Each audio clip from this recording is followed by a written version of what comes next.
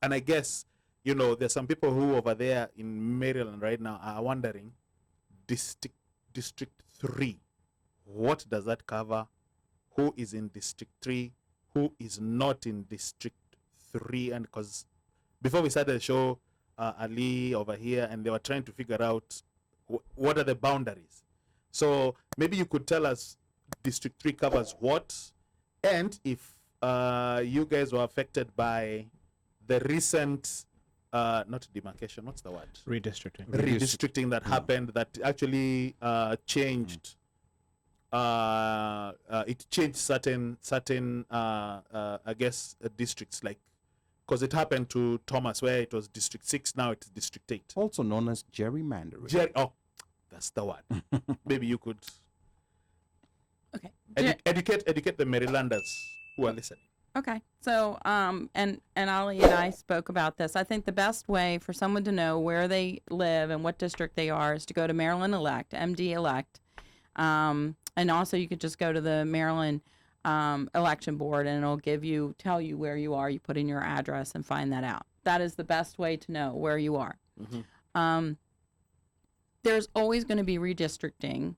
That's required. That's not necessarily gerrymandering. Gerrymandering, and I'm not saying it doesn't exist, but that is related to trying to make sure the people who are currently in office, making sure that they stay in office. That's where that comes from.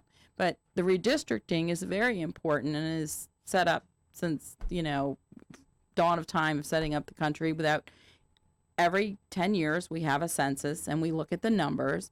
And Frederick is one area that continues to grow. Mm-hmm. Other areas shrink, and therefore they start seeing how it goes so that there's more equality in the numbers of everybody representing the same. Now, it is kind of funny because when you started out, a representative would, represent like 1,500 people. Now they're representing like 6,700, 1,000 people. Which is completely is a lot of folks. Yes. One of the things we talked about, why is it 3 districts as opposed to individual districts? Individuals, people feel that it would be equal if you knew that this was your representative and have single member districts. Yeah.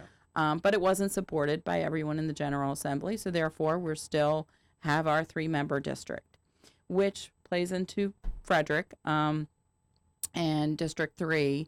We weren't District 3. We were District 3A and 3B, and I was in 3A, which had 2 representatives, both women, who, one is moving on to run for Senate and the other retired.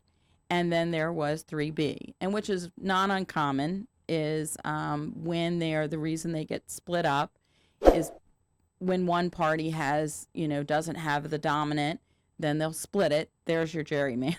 Okay. Okay. All right. Where they'll split it off. Well, the last election in 2018, and a Democrat won 3B, so it's pretty predictable that 3A and 3B would be combined since all of them are Democrats. Okay.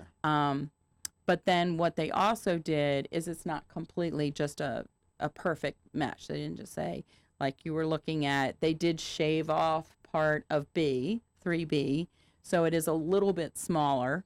But for the than it would have areas, been. but for the names that people know, like Frederick, like what area does your district cover? Just So Ballinger Creek, it includes a little bit of Urbana, which is what we talked about. Not all of Urbana. It has a little bit of Iamsville, and it is pretty much the city, mostly the city, and then District 4 surrounds the rest of it, and then there's a little piece of Frederick that includes the District 2. Okay, so it's not the whole of Frederick, Maryland. No, okay. It is definitely not. It's a much smaller. District 4 covers a larger area, but less. It's about the same amount of people, but it's a much larger area because it's all over outside of the Frederick City, but Frederick City has the larger population.